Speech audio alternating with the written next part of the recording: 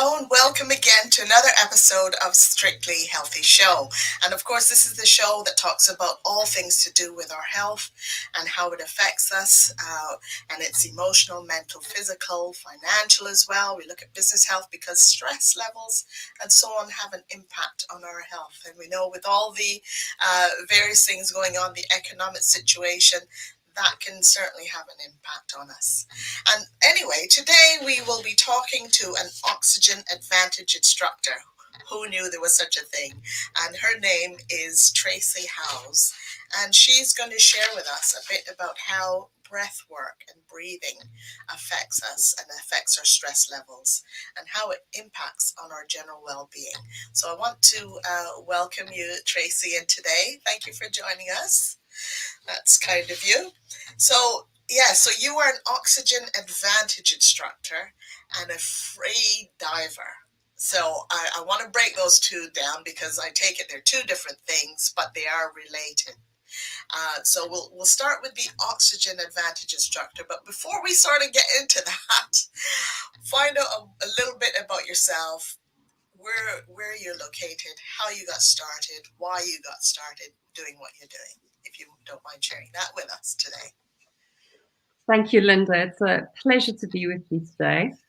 So I'm originally from South Africa, and I live now on the south coast of England, right next to the beach, which is my happy place. And Fantastic. so essentially free diving is holding your breath underwater without any breathing apparatus. And you can do the training like you would with scuba to hold your breath using various breath control techniques, relaxation, and you can do it for sport, including spearfishing, or you can compete in terms of depth and distance. So that's the sporting side of things. Right. The functional breath work, I'm certified through the Oxygen Advantage, as you know, and that is all about establishing healthy breathing patterns during the day, while we sleep, and when we exercise. So I will essentially work with individuals to retrain the respiratory muscles to perform efficiently so that we can improve their health and fitness. Mm-hmm. Okay, great. So we've established a little bit about what that is, but I'm curious as to what got you involved in this in the first place. Well, with regards to the free diving, I had done scuba diving before, but I always felt quite encumbered with all the equipment, but loved being underwater. So with free diving, it just for me was a way of learning how to use the body and relax the mind and not having all of that extra equipment and swimming more freely underwater. And I've always enjoyed being in water. So for me, it was such a wonderful opportunity to learn how to actually do this safely. In terms of the breath work, I was introduced to it through meditation in the first instance about 5 years ago. Yes. I was looking for a natural solution to support my health at the time. And nasal breathing was part of this meditation technique. And that opened the door for me to start exploring, researching, and learning more about the impact it had on my body and mind.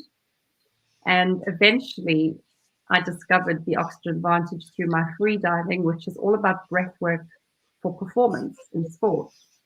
But there's so many other things you can learn about in terms of our health and wellness. So having learned that, having helped myself in terms of my own health, it really made a big impact, and I wanted to be able to teach others. Right, good. Well, it sounds very intriguing, very interesting for me. I'm just curious as well too how long it takes to sort of learn, or how long is the course to learn how to become an Oxygen Advantage instructor. Just out of curiosity. It's an ongoing learning process. You can do various different courses. Mine was about 3 months, for example, but you just have got to commit to something that is going to be learning for life. So I do weekly training, I learn, I read, I research, and of course I learn from my clients. And we Sure. are supported with amazing scientific research and, of course, your personal experience and how you can apply what you've learned for your own health and training. Hmm. Yeah, it's very, very interesting because just share with us, what are some of the effects of learning to breathe properly, adequately, correctly? What Well, sort of effects do you get from it? I think the first way to answer that question is to think about how we don't breathe very well. So Say again, dysfunction, sorry. if we don't breathe in the right way, how that affects the body, because that's really the first way to notice whether you're doing it right or not. Because obviously we all breathe, obviously. Yes, But if sure. you are typically breathing from the upper chest or mouth breathing all the time, that is considered dysfunctional breathing because that's going to put a lot of pressure and impact on the upper airways, particularly when you sleep. That's going to Mm, exacerbate snoring, sleep apnea potentially, insomnia.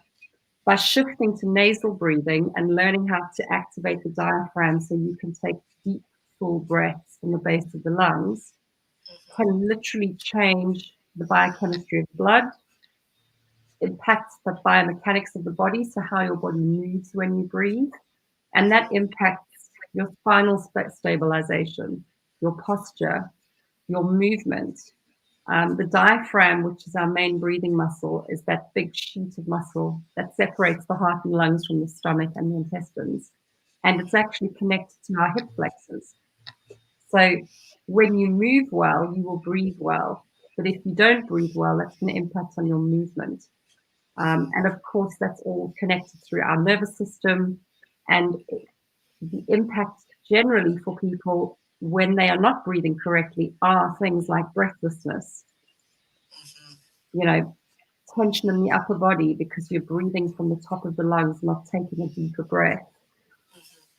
poor circulation in the hands and feet. But for most people, the first improvement they see when they change their breathing is improved sleep quality. And I think we could all get better sleep, really. Yeah, indeed. I know you said about nasal breathing, and at night, for some reason, I do tend to breathe through my mouth Mm-hmm. sometimes, only because one of my passages seems to get blocked, which drives me insane. You know, is there anything that we can do to improve nasal breathing and or reduce Mm-hmm. uh, maybe the breathing through your mouth? Is there any sort of techniques or apparatus that we can use to help Well, us? I can give you a very quick example of a decongestion exercise, which honestly makes such a difference. Um, when we do any breathing practice or breath hold through the oxygen advantage, we hold our breath on a passive exhale. So we're not taking in a breath and holding our breath for ages. We inhale through the nose, we exhale, hold your breath, and if you nod your head up and down on breath hold like this, you can Yes. actually decongest the nose. So as soon as you can't hold your breath anymore, you inhale through the nose. And what actually happens is we have a molecule in our sinus cavity called nitric oxide. It's only activated through the nose, and you can increase production when you hold your breath. And that acts as a vasodilator, so it opens up the blood vessels, and that can really help to decongest. Unless you have any serious injuries or deviated septum, that's a good little technique to start with. Okay, yes. One thing that I've been doing is two little silicone tips, and I tend to tend to shove them up my nose. It's something you can buy, like from the boot store or any of those types of pharmacies type of thing. I don't know if you heard of them before, if you use them at all, Are but they vasodilators, so it clips into the nostril? they tend to, you stick them in and they open up the nasal passage a little bit. But I Not don't know the if tape. I wouldn't. The tape on the nose doesn't really do enough work to make a difference. It does perhaps open a no, little bit. Are you talking about the Sorry, outside? was it tape? No, I didn't mean the tape. No, it's like I wish I had the sample to show you, but it's silicone, little silicone tubes that I shove up the nose, I've never seen and that that before.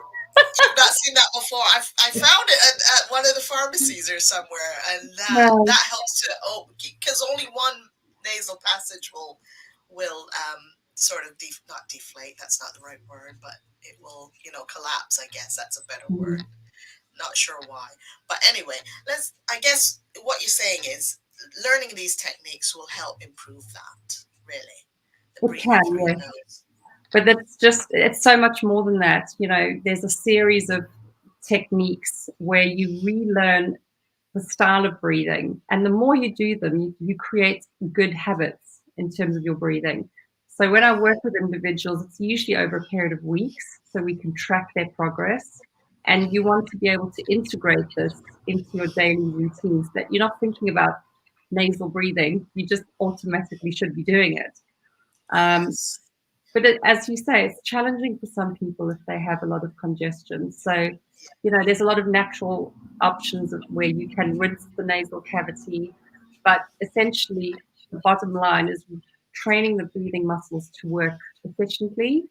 And then something like um, mouth tape can be very, very useful for sleep. Yes. Actually, that's such a good suggestion. I did try that as well because I do have a problem with breathing.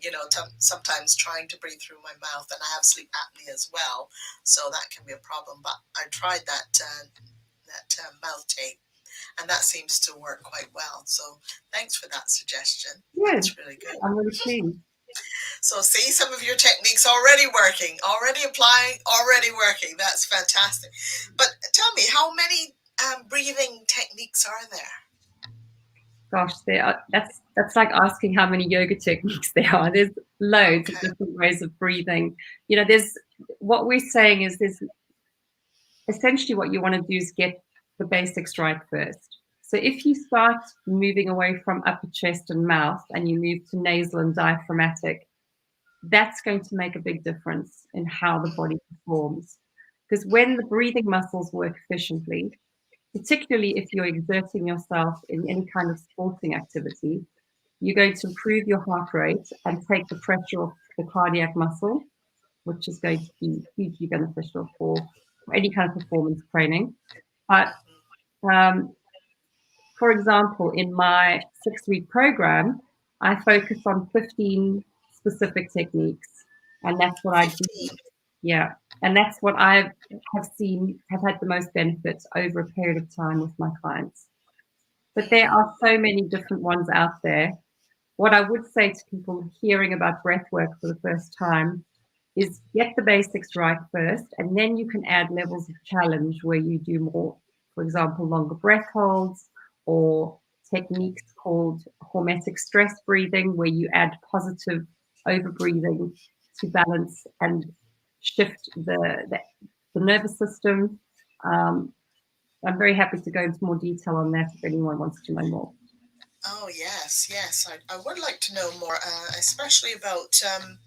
I think some of the benefits you've told me before was that it helps with hormonal fluctuations, Mm-hmm. better sleep, as you mentioned earlier, stopping snoring. And another thing is reducing anxiety and stress. Maybe you can go into that a little bit because I know you're keen to really help people, possibly especially women, Mm. with those types of issues. Can you go into Well, that a little yes, bit of more? course. So, with regards to hormonal change, women especially, are going to experience this during our menstrual cycle, um, our pregnancy, as well as menopause. And progesterone, we now know, has a protective effect on the upper airway muscles, so the throat muscles. And as the progesterone fluctuates, this is going to affect the strength of those muscles. And that's often what happens when women start going through menopause is they experience a change in breathing, which they may not even recognize. It may be subconscious. The sleep is affected. or they start to feel anxious, and perhaps they'd never felt anxiety like that before, or had any kind of sleep issue in the past. And the women that I've worked with, where we work on using these different techniques, they become part of their day-to-day routine. You know, we're not saying half an hour of exercises every day. You know, this could be a few minutes every day. And finding ways to make it part of your routine. So it's very personal to the individual. And over time, the sleep pattern starts to improve, because what we're trying to do is establish balance in the body. And when we overbreathe or breathe too quickly, the body shifts from a state of calm into a state of, or action stations. You know, we're moving into fight or flight. And if you're trying to go to sleep at night, you don't want your body to be in that constant state of alertness. So bringing the body back down and balancing the nervous system, slowing down the breathing, particularly exhale, is a technique that can help you move then into your sleep cycle. And once the body has that opportunity to rest and move into the restorative phase, that's going to improve your energy levels, because you're going to feel more rested when you wake up the next day. But it's very important to make sure that the mouth is closed at night, because that mouth breathing is going to cause the problems that we've spoken about. All right. Well, that's really good to know. So you would recommend doing these breathing exercises prior to going to bed, or while you're just about ready to go to sleep? Would you recommend that? Absolutely. You know, you don't have to do loads of different, when we say exercises, it's not, you know, like running in the gym.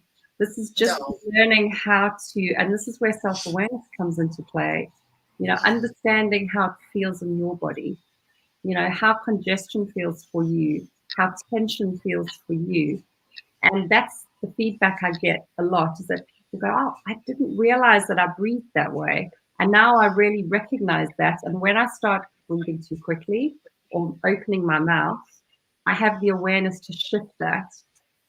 And sleep is, you know, it's the glue that holds everything together, because a calm mind, sleep, you know, and a calm, rested heart rate all work hand in hand. So, and the breathing is the ingredient that supports all of that. That helps. Yeah, indeed. Very good. So tell me a bit about how the breathing helps the blood chemistry. How can you expand on that a little bit? So with breath hold, or when you get anyone to hold their breath, the immediate thought is, if you've never done it before, that you're running out of oxygen. And actually, it's the other way around. It is carbon dioxide in the blood is our natural chemical trigger to breathe, to keep us alive. So if you had to hold your breath for a few seconds, and then you felt that urge that you had to breathe, that feeling like, I need to breathe now, that's actually carbon dioxide rising in the blood. And that's a physical reminder. And your diaphragm will either start to tremble a little bit, or you might feel tightness in your throat or tightness in the upper chest. And that is a reminder to get you to breathe, to keep you alive.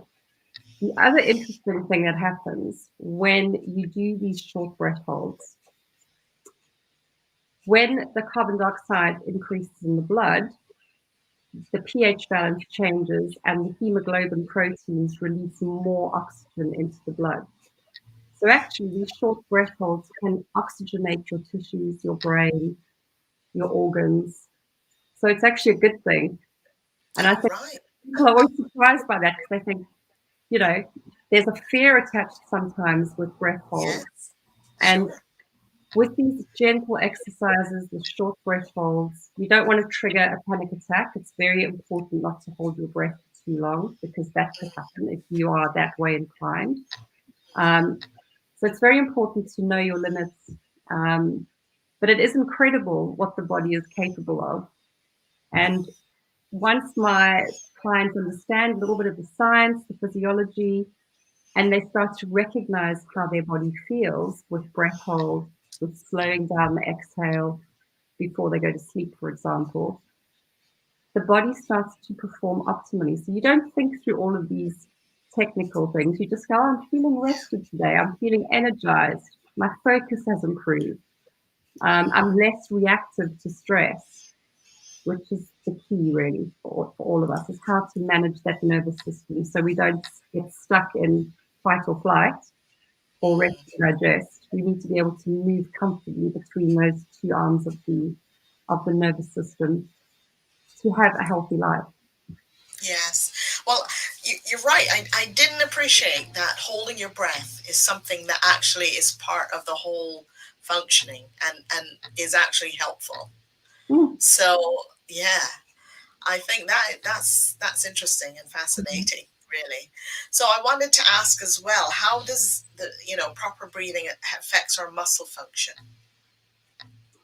So in terms of exercising, if you are, let's say you are training for a marathon, but you are running with your mouth open the whole time, what ends up happening is you take in a lot of unfiltered bacteria-filled air, which is going to affect the upper airways. And oftentimes people will, once they've finished their run, they'll start wheezing and coughing. And that's because this has activated exercise-induced asthma, where the body, because it's taking in all this unfiltered air, it's not performing efficiently, the breathing muscles are not activated properly, and the body rejects it. So by relearning how to breathe through the nose, particularly when you are performing any kind of physical activity, is really important because that's going to provide more oxygen to the working muscles. And as I mentioned before, if the diaphragm flexibility is improved, it's working efficiently, it's going to take the pressure off the cardiac muscle. And that's really, really important, especially in terms of high performance sport. The only caveat I would say is that specifically for pro athletes, people that are doing high intensity sport, they will use mouth breathing and nasal breathing for short periods of time during their training. The rest of the day, nasal breathing. Ah, very good. Okay, so I get the whole sort of theory thing of it. Can we do a bit of a practice session, you think? Of Just course, an example of some breathing techniques or I'll, a breathing technique. yeah, well, I'll do one with you, which is called a breathing recovery exercise. And this Okay. is a really great one. It's useful before sleep, so it helps to really bring the Good. heart rate down.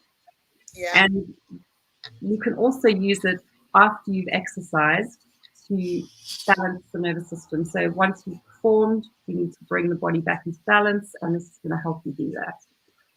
Okay. Good. I like to call this exercise the 5-10, because what we're going to 5-10. do is we're going to, with our mouth gently closed, is we're going to breathe in through the nose,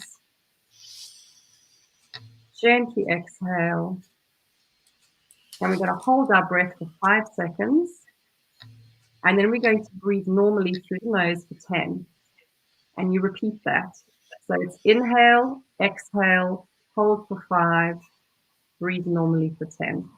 And you can do this up to 15 minutes or more if you need to, but 2 minutes of this exercise can make a profound difference.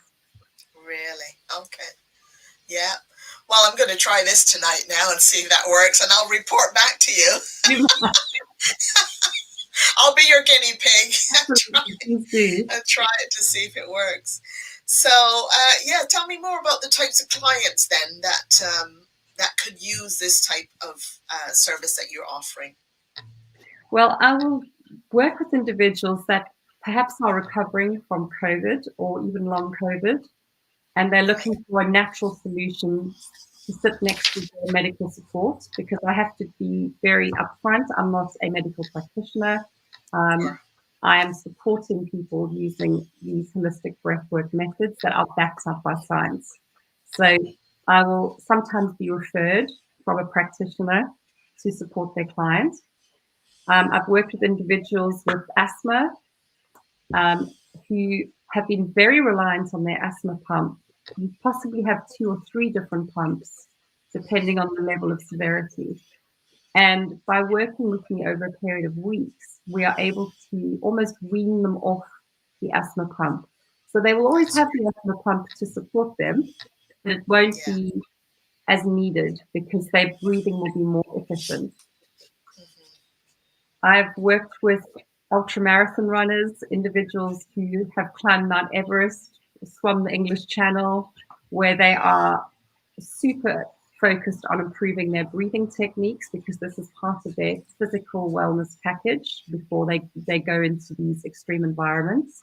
Sure. But the vast majority of my clients, I would say, are a mix of men and women who want to improve their sleep, reduce snoring and sleep apnea and insomnia, and also want to find a natural way to control panic and anxiety and stress.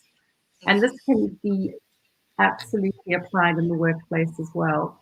So these techniques can be done at your desk, at home, sitting up or lying on a yoga mat. It doesn't, we can all breathe better, in my opinion. And I use myself as an example because I've tried so Sure. many techniques over the years and learned about what works for me.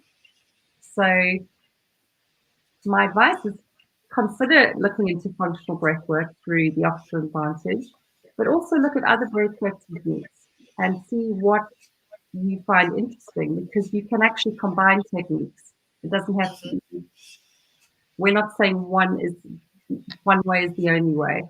They all work, Right. but they have different outcomes. So Hmm.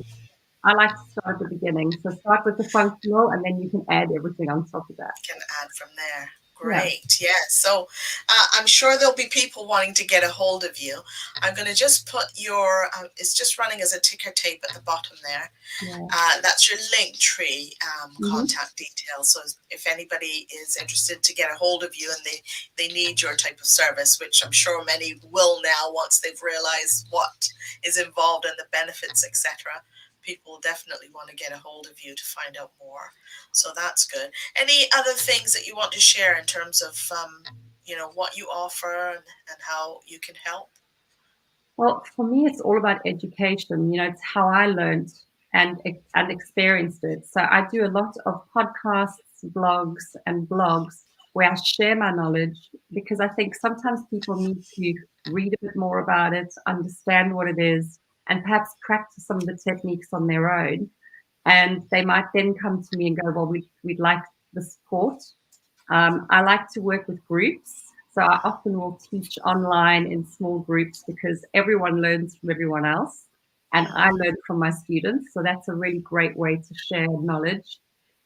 I teach one to one if people want a more bespoke program. And I also do face to face retreats and workshops in beautiful places in nature near me in the south coast of England, where I get people out and about. And we really focus on deep integration and learning about yourself and Mm-hmm. figuring out what works for you. And I think that's the biggest compliment I could get from something like that is that people feel empowered. They know how to look after themselves, and that is a gift I think that we can all give ourselves.